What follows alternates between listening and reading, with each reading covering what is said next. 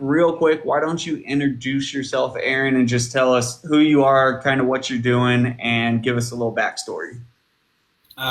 So my name is Aaron Bradshaw. I'm a recovered addict. I choose to say recovered rather than recovering.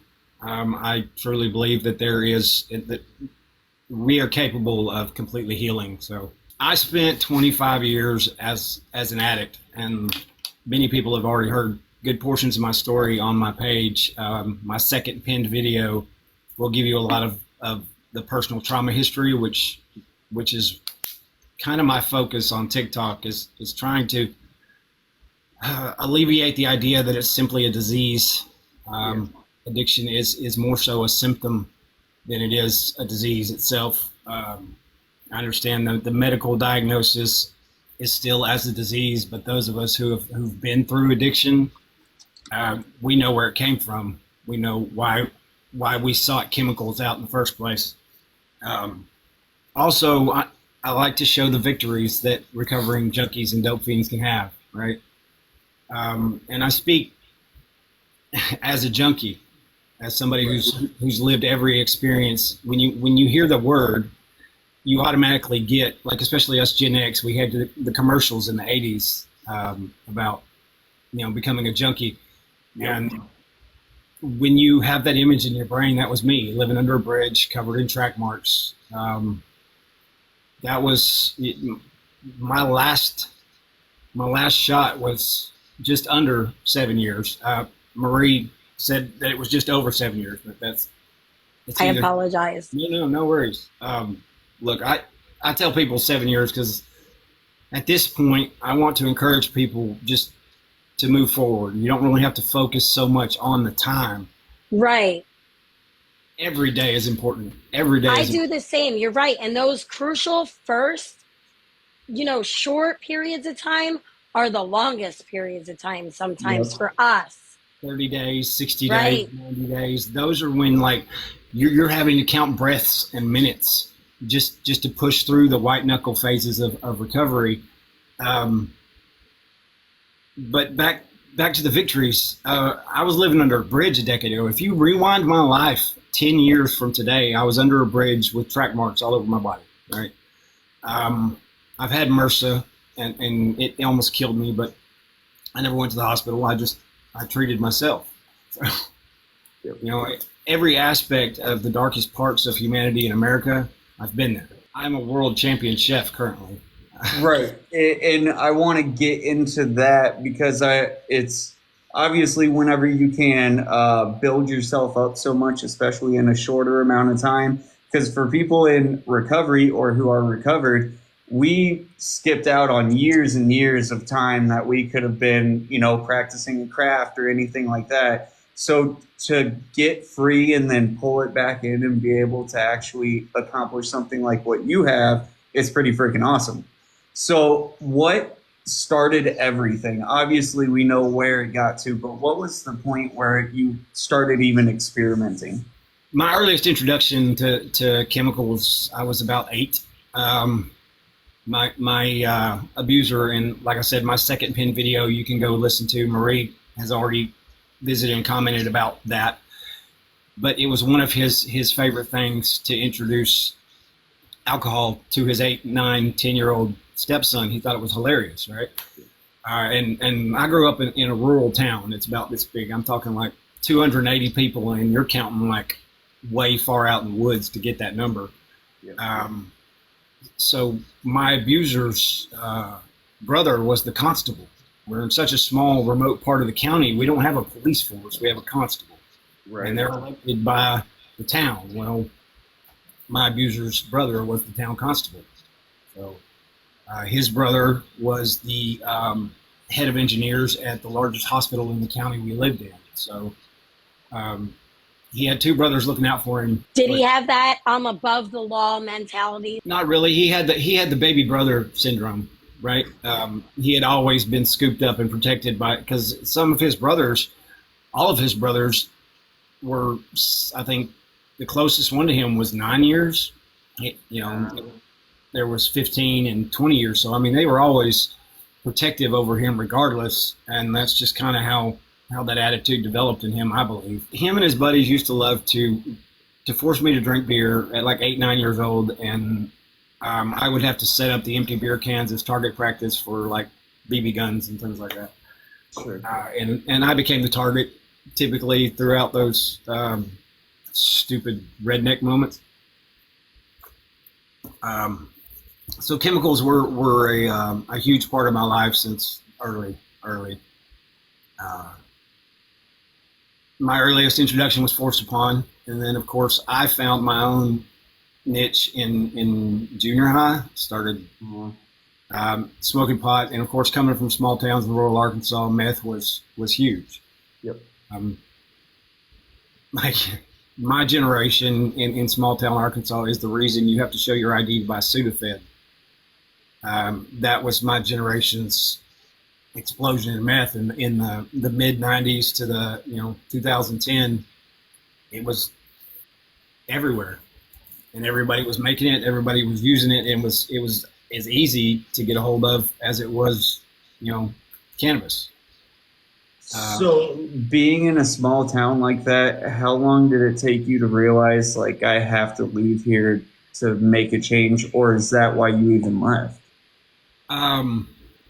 So my mother divorced from my abuser when I was 12. And I went to go live with my father, who I'd never really known. He had been in the Navy my whole life. And my parents separated when I was 3 months old, and that is a much longer part of the story. And that didn't work out. My dad was off all the time, leaving me with my stepmom. She was a young mother with 2 kids that were still under the age of 2. Like, she had 2 babies, and then she was having to keep up with a teenager. I just turned 13, and I had just come from the most traumatic circumstances a child could ever go through. Yep. It wasn't fair to her. And looking back on it, I've apologized to that woman and begged her forgiveness so many times, and she's one of my hugest cheerleaders. Were you ever able to feel like you could confide in someone what was going on? No.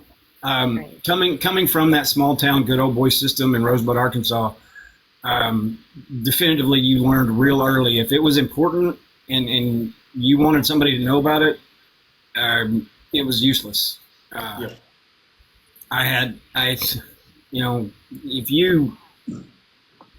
Every form of abuse happened in our home. And that's about as far as I really go into it, unless people really want to listen to those details, because it was It could be very traumatic. Yeah, it could be very traumatic for you to talk about as well. I understand. It can be triggering for other people in comments. I had no issues talking about it, but every form of abuse happened in our home, to the highest degree and extreme. I've cleaned up pools of my mother's blood. I've cleaned up pools of my sister's blood. I've been forced to choose between which one was going to get the beating or I was going to get the beating, and all of this before I ever hit double digits. So chemicals were easy. They were, in the 80s and 90s, therapy was you went to the psychiatrist if you were crazy. Mm-hmm. It wasn't until in our modern era we're actually talking about mental health on a regular basis. The fact that it affects everybody. Back then there was no therapy. You didn't talk about it. You didn't treat it, especially in small town South. Men definitely didn't talk about shit. So chemicals were easy. They were accessible. They were everywhere in Rosebud and Valonia, Arkansas, which is the 2 towns that I grew up in. Valonia wasn't much better. It was only about 2,000 people when we moved there. But my mother remarried my abuser when I was 14. Oh. So it went from the physical and the essay behavior to psychological just torment. He's 6'3", 300 pounds. I'm 5'6", 165 pounds now. At 15, I was nothing. Right? But yet I became the target on purpose. I mashed on the gas to be the most aggressive, hateful individual he knew. I knew how to fist fight grown men when I was 16 years old. How were you getting the money at a young age to get what you needed if it wasn't given? Well, I mean, I've been working since I was 9. I've never had an issue. You What know, type work did you do? well, in growing up in Arkansas, we baled and slung hay. We picked eggs at chicken houses, mowed grass. I used to bush hog fields when I was 12. You know what I mean? 11. That's the thing. That's the thing. Whenever you're in a small town like that, though, you know everybody, the jobs. I mean, there are plenty of people that want their lawn mowed, and you know everybody anyway, so they just call you for it.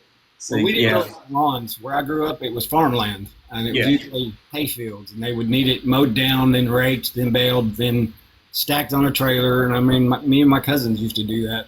I was always the So smallest. like hard work and having to, keep that fast pace going from a young age. Yep. Fixing fence. Someone says fence lines. Fixing fence. I learned how to do that.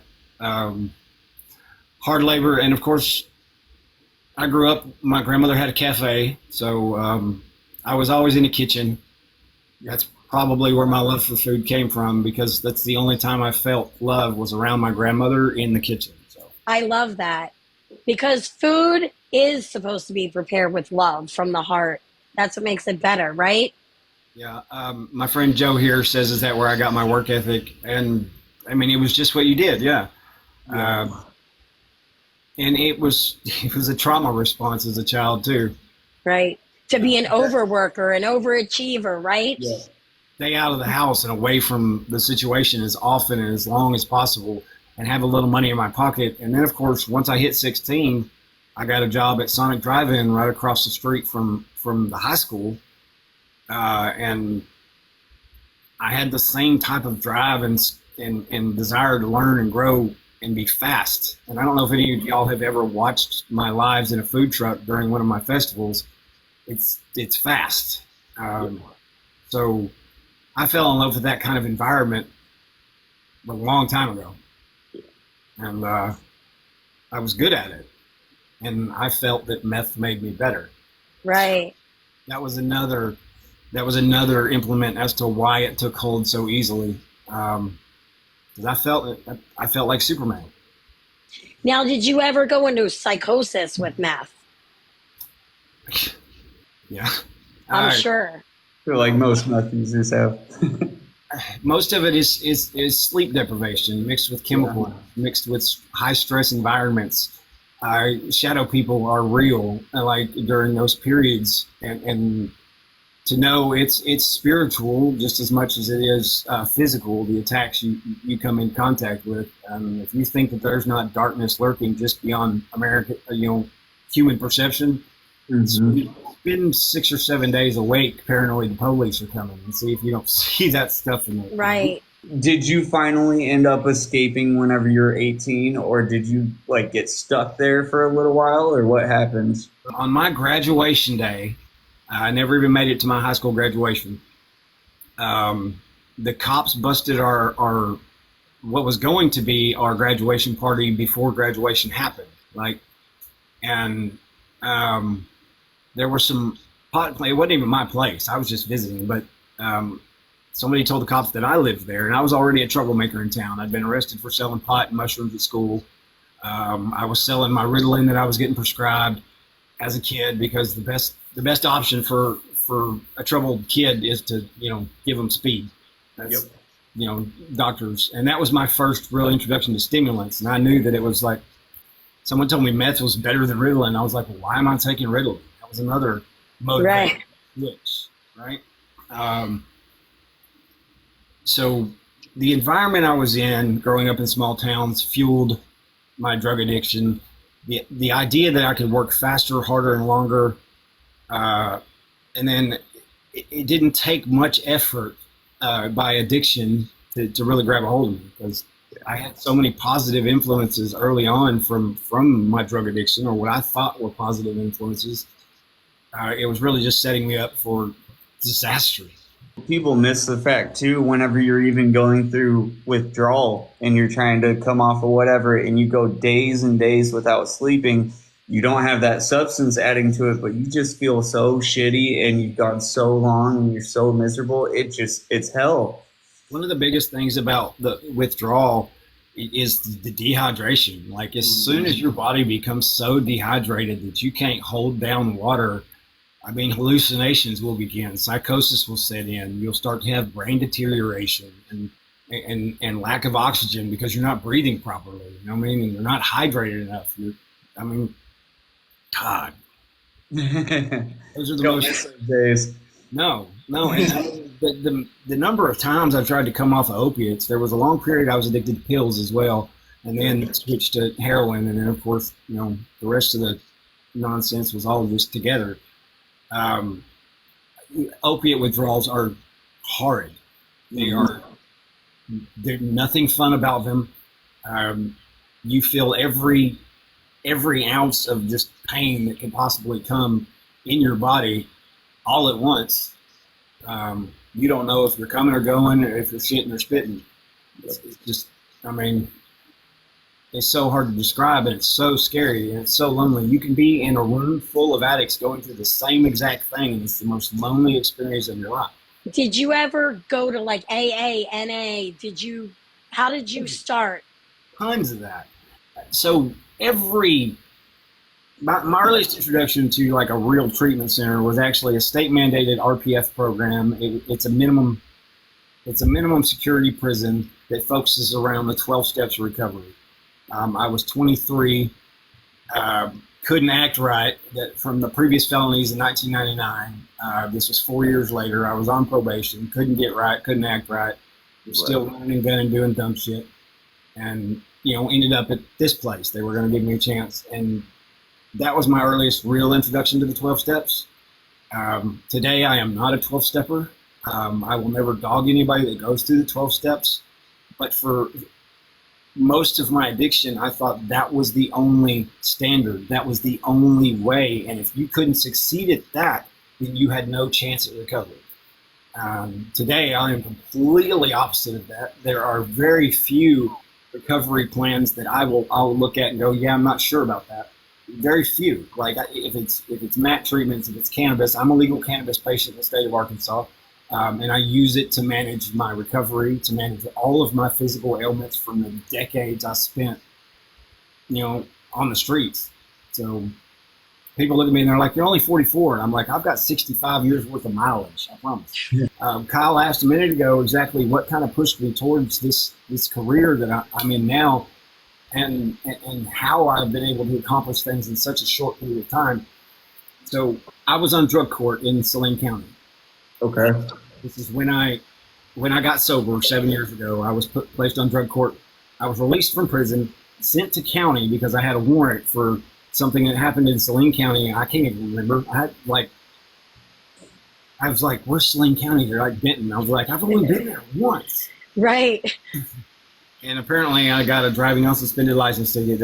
Anyway, and there was, when they pulled me over or when they stopped me, I had paraphernalia in my pocket. So I was supposed to go back to court on that, failure to appear on that. So they put me on drug court. They said, you're either going to go to prison for 8 years or we can put you on drug court. And every dope fiend always wants to hit the street just as fast as possible. Like whatever you can do to get me out of these gates. But I took to heart the fact that this is my last chance. The judge was like, looking at your record, if you go before any other judge in any county, I can assure you, you're going to catch the max penalty, whatever you do. And drug court to somebody that is struggling is a death sentence. Yeah. That's equivalent to a death sentence, because if you can't figure out how to get a few hours behind you, you're not going to make it 24 hours. You're not going to succeed. Yeah. Did you have any of those times that you were locked up for a little bit? Like, were any of them beneficial at all for trying to help clear your mind and get off some of the stuff? Well, the trip to prison before the drug court, that was my biggest eye opener. I had seen things the first couple of times that I had been to a correctional facility that were extreme, but not. The last time I went, I saw some things in there that I was like, can't do this no more. Can't Can't do it no more, because the first man I ever saw physically unalived in person was there in open forum with the officers watching on the other side of the glass, right? And they won't stop. They won't come in and enter if somebody is brandishing a weapon until the weapon is placed on the ground and the assailant backs away. So they watched through the glass as somebody lost their life in an altercation in the day room in prison. And that was like when I got put on drug court, coupled with the idea that I would go back to prison for a very long time if I ever, like, I was like, I'm doing this. I'm doing this. When you were in prison, did you get jobs? Like, were you a chef in prison? Were you working on the line in there or no?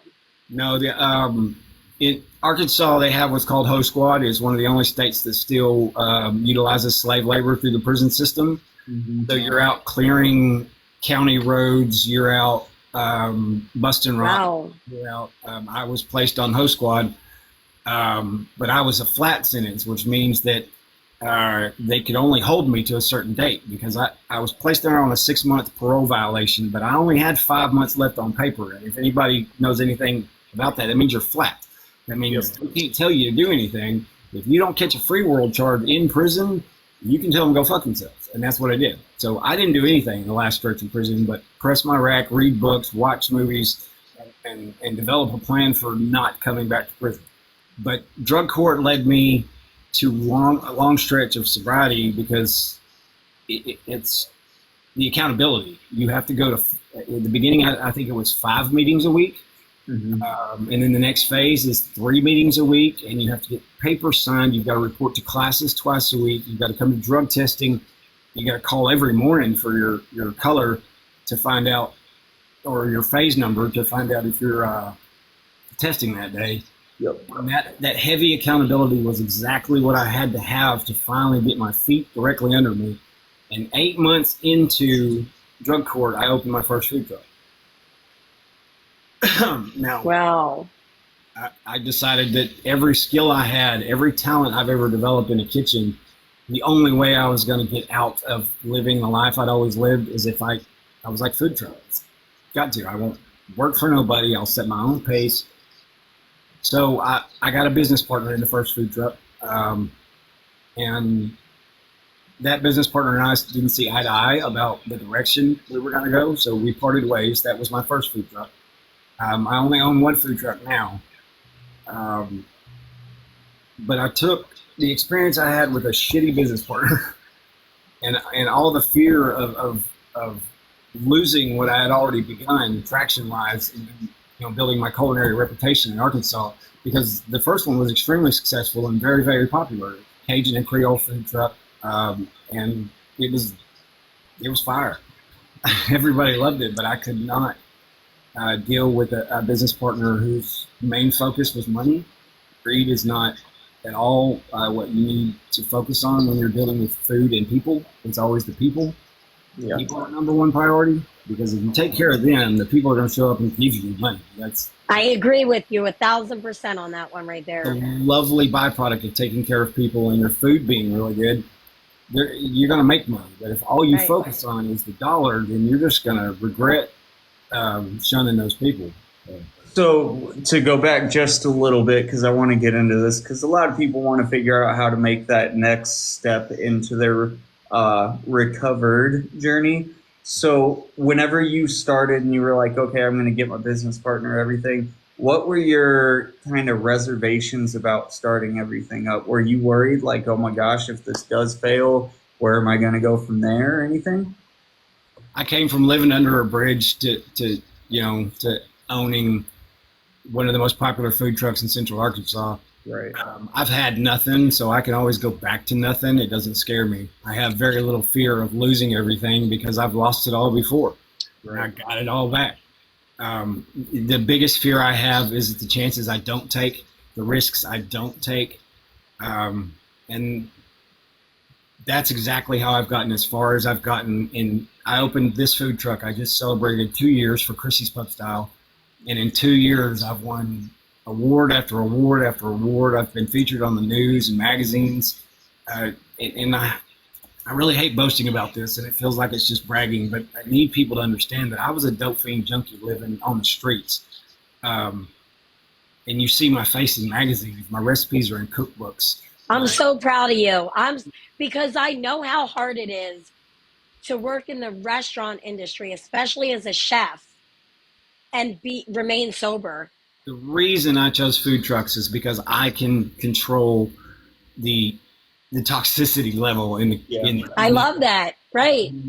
So restaurants are an extremely toxic environment for anybody in addiction because it's a free for all, right? You meet up, like if you've ever watched that movie Waiting, the after work parties that's exactly what it's like, you know what I mean? And you can spin out of control really, really fast because they're late nights, they're fast nights. You get paid well, you make really good money. Right. Or like, you start off the day by having a little extra in your cup, and then it turns into a little extra at the end of the night. And then that turns into you're still partying the next day. There's usually a couple of bathroom trips in the night, right, to the employee bathroom. That was my thing, and you're absolutely right. That's what I was thinking. You're doing it more alone, so it's so much safer on top of everything. But like, we used to be in there, and you had to have your shit. You had to have the pills, and you had to have some blow. Otherwise, you weren't going to be able to take care of your customers or anything like that, so you could make money to get more. So it's just that never-ending cycle is brutal, man. You somehow think that it makes you better. Yeah. And really all it does is make you more spastic. Yep. You can do 900 things at once, but if you look at the environment around you, it's trashed. You're a mess. You look like you're a mess. You might be going 900 miles an hour and making more money, but that's because you're taking like 30 tables at a time. You know what I mean? So can I ask you now, when you're feeling like weeded, that's like a term that a lot of us use, like when we're waiting tables, like overstimulated. What do you do in the food truck when you're overstimulated? Like, how do you ground yourself and come back down sometimes? Okay, so I've developed a system in the food truck where nobody talks to anybody, right? So at the biggest events, when there's 4 of us in the food truck and we need 4 people, there's going to be 1 person on the fry station, me on the grill, and 2 people in the window, 1 person taking orders, 1 person handing them out. I put my headphones in. And all you do is hang the ticket. Like, you just hang the ticket. Don't talk to me. The ticket will be on the food. It's the same way as the relationship between the cook and the expo, right? Like, servers don't talk to the cooks. They're supposed to talk to the expo, right? Yes. So I am both the cook and the expo. So there's really no reason for anybody to talk to me when I develop a rhythm. I don't allow myself to get overwhelmed. I'm the one who sets the pace. There could be 3,000 people in line, and there's been 3,000 people in line in front of my food truck before, and I can melt that line in no time. And it's all awesome. All because of a repetitious cycle. I don't get overloaded. I don't allow myself to get overwhelmed. We only hang 10 tickets at a time because by the time you hang that second set of 5, I've already sold the first set of 5. It's fast. And it's just a constant. They're hanging 10 tickets at a time, and I'm working 10 tickets at a time. The way I would get overwhelmed is if we were trying to do too much. So I only have 6 items on my menu ever. That's what I wondered. I may rotate items off and on the menu, which it's rare now because I've found the solid menu that people want all the time. What type of food do you serve? Because I've seen some questions. Okay. So my food truck focuses on craft burgers and specialty burgers. You've won awards making burgers, right? Yes, the World Food Championship. Here is the gold medal. Yeah. Some people want to see it. And some of the people that are in here in the comment section have, back to your question, Marie, while I grab this. Craft burgers, and this is the name of my food truck, Chrissy's Pub Style. But that's the biggest and widest publication in Arkansas. Best food truck. Also voted top 3 chef and burger in the state. What makes your burger stand out from an ordinary burger? It's the person cooking it. I mean, I can show somebody the exact method that I make a burger, and then I can make the same exact burger, and it's going to taste better coming from me. Yeah, It's just the way it is. It's magic. It's love. It's passion. It's knowing that this is my last chance to prove to life you can't have me. You know what I mean? Like, this is my life. How long did it take you to get your menu down? That where it was like, I know what I want. The first year, I was struggling to try to know what direction to take the menu. Did I want it to be burgers and sandwiches? Did I want it to be wraps and salads? Did I want it to be, because you can't have a giant menu and be successful in a food truck. Right. You can't. The more inventory you have, the more loss you have. And I learned that in my first food truck. So it took me about 8 months to really figure out that it's just going to be burgers. Focus on burgers. I have 2 sandwiches and 4 burgers. I have 7 menu items, and one of them is the pub curls, which they're ribbon cut potatoes. Nobody else has these ribbon cut potatoes in Arkansas. I was like, yeah, it's great. So 7 items total, and all the burgers have the same toppings. They use the same sauce. They use the same bun. I use potato buns, and sourdough bread is the only bread I order. I only have 3 cheeses in my food truck. Simplicity in my menu is what has helped it be so successful. That's how I wonder, like, why Cheesecake Factory has lasted so long. Because their menu is crazy. Joe, I argue with Joe all the time. She's like, Cheesecake Factory is bomb. And I'm like, that's okay. Because, those giant menus they're backed by corporate greed. Most of the major restaurant chains are owned by 3 or 4 conglomerates. Like Red Lobster, for instance, is owned by the Olive Garden chain. It's the same company that owns Olive Garden and Outback and Red Lobster. And Red Lobster is the leg that is no longer turning profit because of, I don't know why, not the endless shrimp. It was just bad management. The endless shrimp. Everyone blamed it on that, and I think it was just timing wise that was the thing, because now there's no way. If the Cheddar Bay biscuit can save it, it's too far gone. Was it hard for you to get all the licensing and stuff together? Because I was looking into purchasing a food truck before, so I've done research on the licensing. It depends on where you're at. So in Arkansas, it's probably not as difficult to get your license through the state. You're just licensed as a mobile food vendor. You have to send in a schematic of your truck, and you have to ensure that you've got all the proper fire extinguishing elements. And I mean, it's not that hard to get licensed. But so where do you clean? Do you have to take all your stuff, like your pots and pans, and clean them elsewhere, or do you clean everything in the food truck? I have a 3-compartment sink in my garage and a washing station that I wash all my stuff in the garage, and then it goes back in the food truck. But my food truck doesn't have a full 3-compartment sink. When I'm on site at like these big events, like I went to Daytona Bike Week for 2 weeks, and then I'll be going to Cheyenne, Wyoming for 2 weeks, and hopefully Sturgis. I'm still struggling with that decision. Anybody that's rooting for that. How do you know? Do you have certain spots you hit up, or do you just set it in one place? I am an event food truck. I do festivals. I do events. I do some pop-ups in state just to maintain visibility here. Mm-hmm. But I want 50,000 people in front of me. I want that the biggest chaotic environment imaginable. But so Sturgis is probably the one that I'm struggling with the idea the most, because Full Throttle Saloon has invited me to be one of the food vendors there for their 25th anniversary.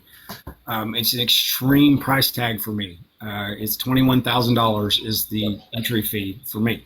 Yep. That's just before I ever start selling anything. Everybody's told me you're gonna make your money back, and I know that. But I still have to weigh that against my competition schedule. I have a professional chef schedule with Sam's Club now. I go from store to store and do recipe demonstrations that World Food Championships have developed. So it's really a struggle. Plus, I'll be going from Cheyenne, Wyoming, which is 2 weeks long, the biggest rodeo in the world, which is Frontier Days. I'll be going from that to Sturgis in 4 days. And that, Wow. mentally and emotionally, I'm really struggling with whether or not I'm ready for that. That's the thing with that type of environment too, though. It's going to be fast paced, so you have to be able to check yourself. Like, can you actually handle it? Because as you said in the beginning, you can't base it all off money. It has to be about what makes you you. Well, if I wasn't going from Cheyenne, a 2 week on-site festival, to another 2 week on-site festival in the span of 4 days, I probably wouldn't have near as much trouble thinking through all this, and I would have already committed fully. But Or you do it and then you take a vacation at the end because you'll have the money and you'll be able to take a nice long hiatus. I have seven festivals following Sturgis, like almost in succession. Like Wow. I don't get a day off till January. Yeah, that's how it is whenever you own a business. Food truck season is between March and December in Arkansas, Yep. And all over the country, really. So there's about 10 months out of the year where you have to mash on the gas, or you're not going to make your income for the year. Mm-hmm. You're not going to be able to set yourself up for next year. You've always got to think of the next season when you're working the current season. And you always want that rainy day fund aside, to make sure that you don't go back to the struggle. Hopefully I'm visiting France in January. I got an invite from the SIRHA convention and the World Burger Contest, which happens in Lyon, France. And it's in January, I think. I'm struggling with the idea of that too, because I'm a 9-time convicted felon, and one of those felonies is a forgery charge for a counterfeit bill. I might make it all the way to the customs gate in France, and they tell me to go home, and I'm struggling. Wow. I mean, that's something. That's something that I think Ricky had asked a little while ago. Was how has the fact that you're in recovery and you've had this past affected like business partnerships and stuff like that? Well, I think that the idea and the thought of getting stopped at customs is the only real hurdle I've come across so far in my professional career. Most people want to be a part of or want to see a story like mine. I don't want to sound ego, but when you can see the victory, and I'm really Recover Out Loud. I want everybody to know where I came from. I want everybody to know what I was. I'm very open about that on Facebook, on TikTok, in real life, in the newspaper, on the news. Any of the news clips you see, I try to talk about it as much as possible, simply because it's the only way for other people like me to really get it, that they can do it too. Yep. But the most event organizers don't even, think about it. Most of the community loves the idea of seeing a recovered addict really do these kinds of things, because everybody's been touched with addiction. Everybody now in Arkansas, the fentanyl problem has really struck full force. Everybody knows somebody that has OD'd or passed from overdose, or has somebody knows somebody who knows somebody, because it's getting so wide now that everybody is touched by it. Everybody is affected by it.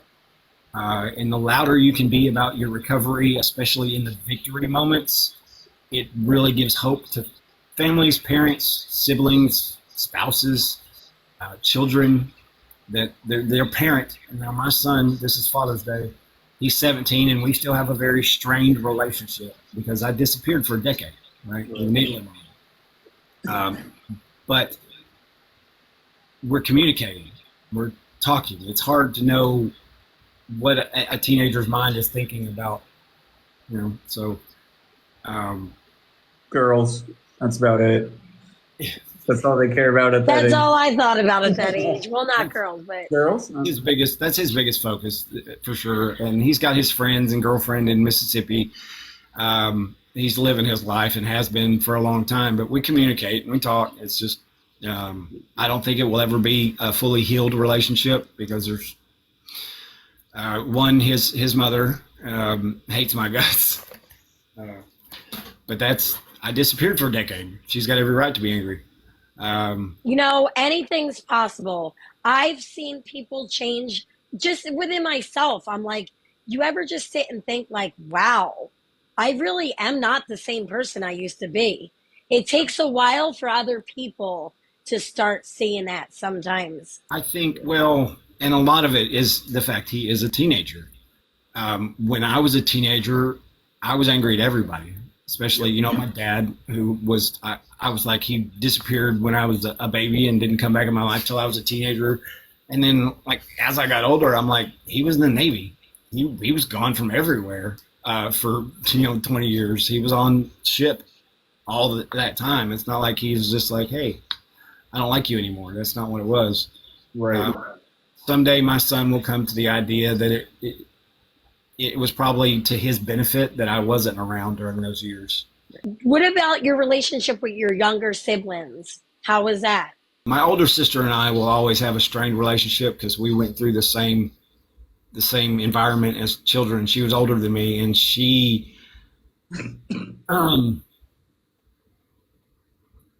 she was a big target of our abuser, not just me. We will always have a real strained relationship, just because the scars are way too deep and they go way too far back that I don't think we'll ever feel comfortable with each other in the same room, me and my sister, Melissa. We're the only full siblings we have between me, my father, and my mother. And then we've got 4 other siblings, 3 on my dad's side and another, my mom and my stepdad. My younger siblings, I just don't really know them.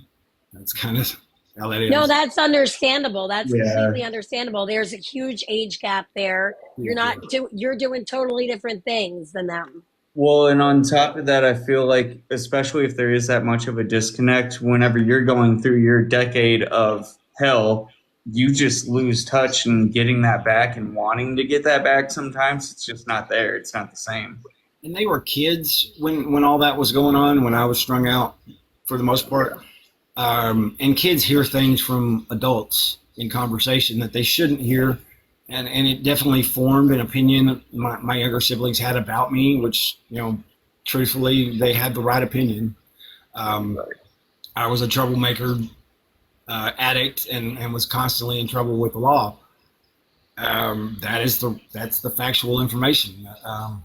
But they've seen now where I'm going, what I'm doing, and I have a communicative relationship with my younger siblings, but it's not, we don't go to each other's homes for holidays kind of deal.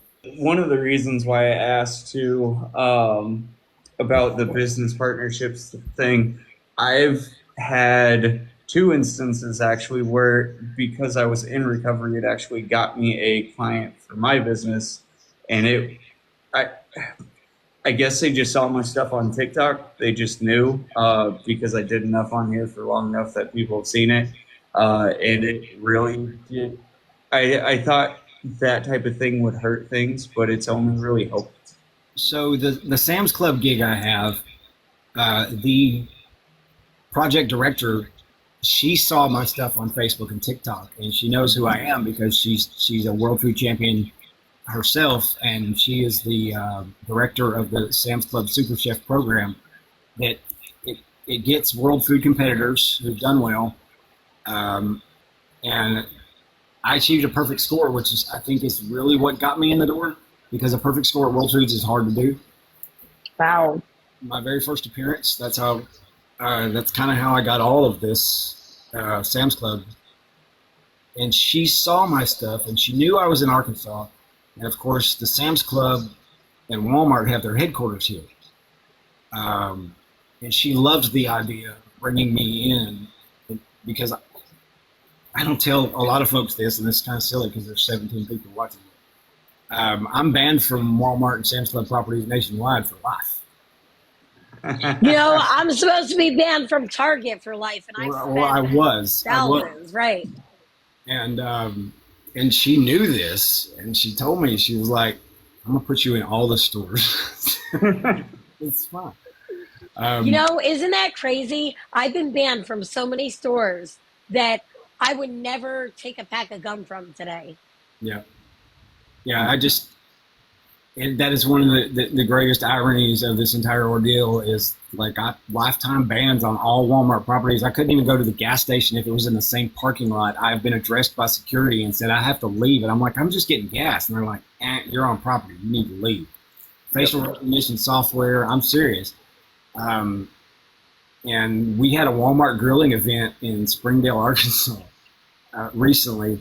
And there was 5 of us there, and I was so paranoid because I've never had a problem at Sam's Club. Like I've never been escorted off the property at Sam's Club, but I have at Walmart's because of my past. And I was so worried that they were going to stop one of the chefs and be like, "You can't even come in our store." I was freaking out for a minute, but apparently they don't care. Well, no, people are capable of change. Yeah, it hits a point where after a certain amount of time, it's like, you see what you're doing. You're obviously on the right track. So it's like, do they really care that much? You aren't going in and stealing stuff. But no. for you, that was like that full circle moment. You probably had that moment where you were like, wow. Yeah. Well, the craziest thing about that Walmart grilling event is they handed they handed it to me and they were like, here's a debit card. You have a $5,000 limit. And I was like, you're like, yes. I was like, this is so crazy. I've been escorted in handcuffs out of these kind of stores. You know what I'm saying? Like, right. They are handing me their debit card and they're like, you have $5,000 to spend on this event. And I was like, bet. So I got new thermometers and I got new pots and pans. And they said, you can keep everything you buy that's not food related because then that goes in the trash. And we needed equipment. We needed everything when we got there. So I mean, that's amazing. That's awesome. Yeah, we bought $5,000 worth of stuff, and I came home with a whole bunch of shit that is now mine. So how does things go whenever you like for one of your big events, you show up, and how does the whole process go whenever you get started? Okay, well, it starts weeks before an event. So typically now when I go to these multi-day or even multi-week events, I will go with a certain amount of inventory to start with, but not overloaded, because you never know what's going to happen. I might get there and the discussion I had with the city of Cheyenne about my license may not have made it to the right inspector's ears and they shut me down and send me home. You know what I'm saying? So I found shopping while I'm there.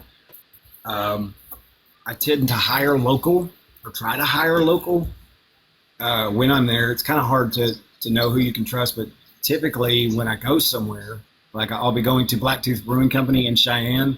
I've already talked to the manager and I was like, let some of your employees know, your servers, that I'll need help in the food truck if they have off days. And he was like, that's great. So you can kind of, it's a risk no matter what you do. But typically I go by myself. I went to Daytona and I took some help with me. We did pretty good, but Mother Nature had some issues that week, and it poured down rain most of the time. Since you do it that way and you kind of get help while you're moving around and everything, have you thought about finding someone who's willing to move around with you a little bit, like that you can always take on events? Okay, well, that sounds great, but I'm now developing my calendar for multi-year use, right? So I don't know what these festivals are. I don't know how well they're going to turn out or whether or not they're going to be on my calendar next year. And I can't promise somebody. I've got several people that would love to do that, but I can't promise them enough hours currently or enough time currently to be able to employ them and help them pay bills. Life be lifing, right? So right. I would love to be able to take people along with me on a permanent basis. And there are several people that when it becomes a solid calendar and I know these are my events and I'm on the road this portion of the year, they're going to love the idea of going with me all the time. But until I know that because I have 3 calendars to keep up with. I've got my competition schedule, I've got my Sam's Club schedule, and I've got my food truck schedule. So I have to juggle these calendars to be able to set next year's calendar. Like I said, I always think about next year's calendar. Is this event going to be on my calendar next year. Now, hopefully next year I'll be able to bring someone along on a more permanent basis to go along with me. But it's really hard to ask people to quit their jobs and just wait for the next call kind of deal. That's what I was wondering. I was wondering how steady it was, because obviously you're going to show up to some events and it's just not going to go as well as you hoped. It's always going to happen. Yep. But and then you have to find someone who's willing to do the travel with you. That would probably be pretty intense. It's fun, but it takes a certain kind of personality to do it. Yeah. You've got to know that when you're on site, you're working your ass off. But then when you're chill, you're chill. My downtime is downtime. I know I have to maintain some of my real downtime. Otherwise, the rest of us, I'm going to burn out. So it's a fun life, but it is kind of erratic and chaotic, which I love it, but some people wouldn't. A lot of people can't handle it. I feel like, just because I do the same thing. I'm always moving. I have so much going on at all times. It's crazy. And I don't know many people who can keep up with me. It just doesn't happen. I've not met one that can keep up with me yet. None. Everybody I've brought into the trailer to work events that they want to go with me on future events, they'll tell me I'm not sure if I could do that. Because if it's more intense than this, and I'm like, it'll be more intense than this, they're like, man, that's tough. That's tough. Because it's fun. But when you go to these big festivals, especially the 4-day music festivals, you have to stay open for like 20 hours a day. Mm-hmm. Wow, right. They request that if there is festival activities happening, whether it's on small stages, big stages, or anything, that you be open serving the public. So you've got to find a crew that can work under that kind of hours and pressure. Where does that end up too? Because you even said it, the burger isn't right if it's not you making it, kind of. So I cook every burger. There's not been a burger ever sold out of my window that I didn't cook. And there never will be. I can change the other people around. And you're asking, can I work 20 hours a day? Yep.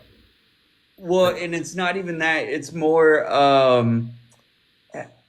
is this, you only want the food truck? You haven't thought about having like a standalone restaurant or anything, or multiples or anything like that? Well, my plan is within the next 5 years to have a food truck in every corner of the state and one in the middle. So in the northeast corner of Arkansas, around maybe the Jonesboro area, it could go to every festival in Tennessee, Virginia, West Virginia, and span out that way. And the same way with the one in southeast Arkansas, we'll go to Florida, Mississippi, Alabama, and some in Tennessee. The same way with like southwest corner would go to Texas, Louisiana, Oklahoma festivals.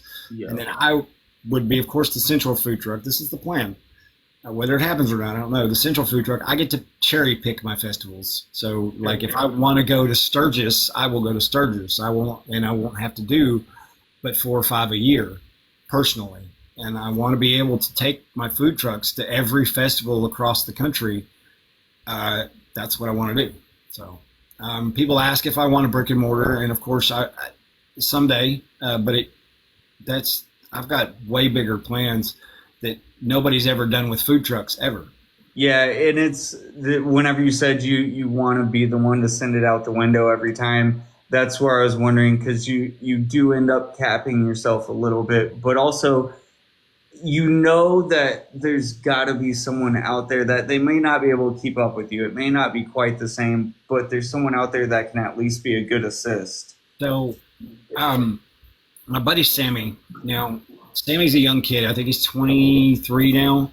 I met Sammy when he was probably 16, and he came up in a family of addicts, and he from Hot Springs.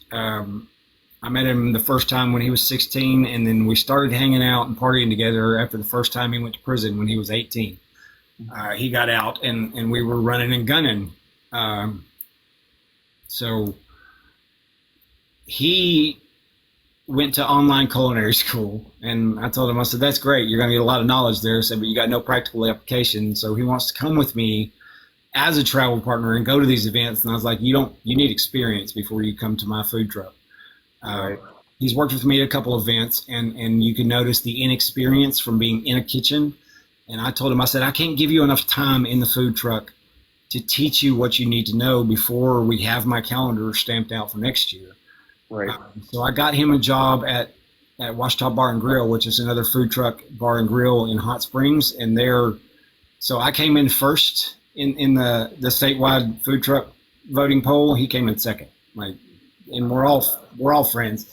And Michael Dampier, he is the burger chef in Arkansas, and it has way more awards than anybody will ever have for burger in Arkansas. Gave him a job at his burger food truck just to train him to work with me next year. And he found me. He came to my food truck last year and got a sandwich, and he didn't realize it was me, and I didn't realize it was him till we started talking. And he was like, because he had a full beard, and I'd never seen this kid with a beard. He was always bald-faced, baby-faced, wild kid, and he was wild, raised by wild folks. You know, the people he was raised around. I know why he turned out the way he turned out, but he's a brilliant kid now. And he's so eager to learn, and food gives him the same kind of passion and love and joy that I have. And he's about the only one I've met so far that I really want to teach how I do it, so he can go off in one of my food trucks in the next 5 years and make his own money. I look at that as you're investing into yourself. In 12-step terms, it's part of my amends process to life. Sure. Because although I never used with him when he was under the age of 18, as soon as he was old enough, I was like, yeah, let's go. I mean, we were toxic together. We were best buddies, and I'm in my 40s, well, 30s, late 30s then. I get to compile 2 success stories from the same destructive era of my life.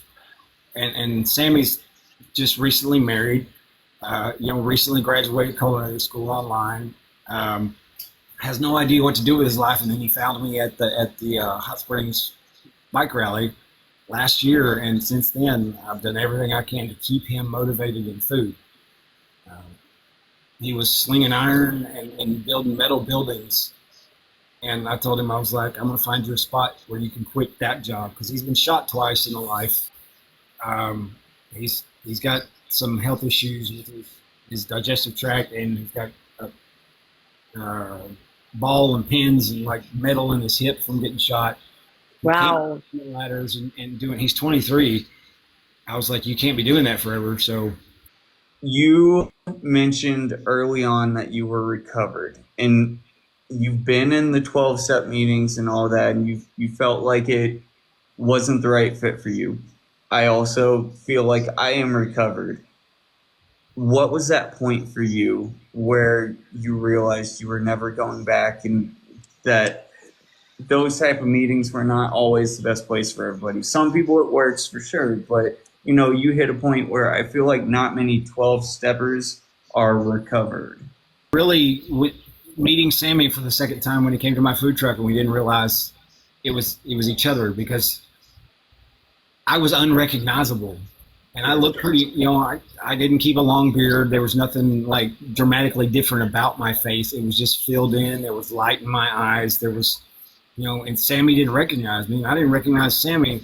And that is what told me that you can become fully recovered. You can actually regain your spirit enough where the people you used to run and gun with don't recognize you physically anymore. You've got to connect on a different level before they would actually recognize that it's you. As far as 12 steps are concerned, I was forced to do 12 steps in drug court, but as soon as I got out of drug court, I began exploring my other paths to recovery, and the idea that you don't have to, there's not just one way. Right. Because for so many people who cannot get that 12-step method down, and a lot of it is trauma-based, because if you try to go through that 4th and 5th step as a major trauma survivor like I was, they want you to dig into your past about the people who hurt you as well as the people that you've hurt. And it's best to sometimes just move past that. Right. Stop reliving over and over. And that's kind of how I came to terms with the fact that 12 steps may not be for me. It may be for some people. Some people have huge success and love the 12 steps, and I'm proud of them. But it just wasn't for me. And my biggest focus is letting people know that you don't have to, that's not the only way. That's Right. not. Because if you're guilty about failing at the 12 steps, and you think that's the only way, you're going to just remain in that life. You're going to be like, I'll never get to 12 steps. I agree with you though, because it's like, if you feel like you can't do what they're asking you to do, what's the other option? And there are other options. And that's what the blessing of being open and honest about different pathways is. Almost every recovery center across America is 12-step based. All of them, almost. Really, the greatest tool I found about alternate forms of recovery is TikTok. You will always find people through the algorithm that have the same likes, desires, and interests as you. So I discovered that there's a whole bunch of people that think like I do on this app. Yes. Which is really just kind of mashed on the gas on how I respond to people about recovery. Because if you found recovery through 12 steps, I'm super proud of you. If you found it through Matt and you continue to use Matt treatments for 10 years, I'm proud of you, because it's about escaping that life, because the life is the destructive part, right? That if you have, and the safe supply, that's another thing. Harm reduction, that's another thing.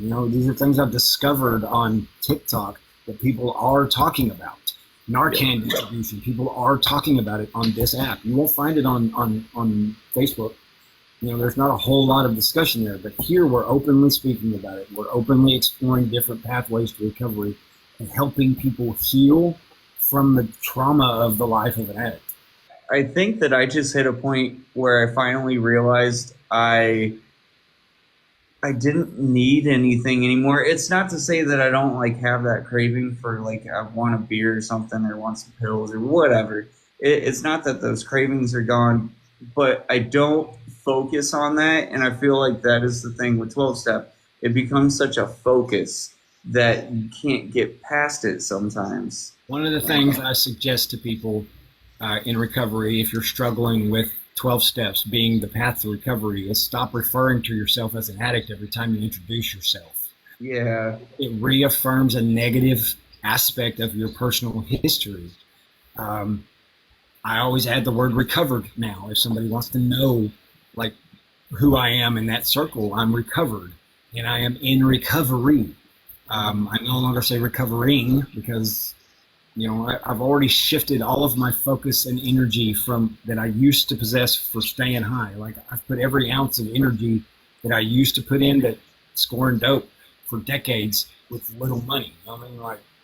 Even the years I spent without a job, I stayed high. Right. I never went without. I've never known a crackhead say, I don't want to go to work today. Right. Get up and they go find out how to make their money so they can get high. And I have put all of that energy and focus that I had then into my businesses now, into what I'm living now. So I've replaced the addiction with success. Thanks for coming on, man. It was great. Thank you. It was great hearing your story. Yeah. Have an amazing Father's Day. I will talk to you guys later.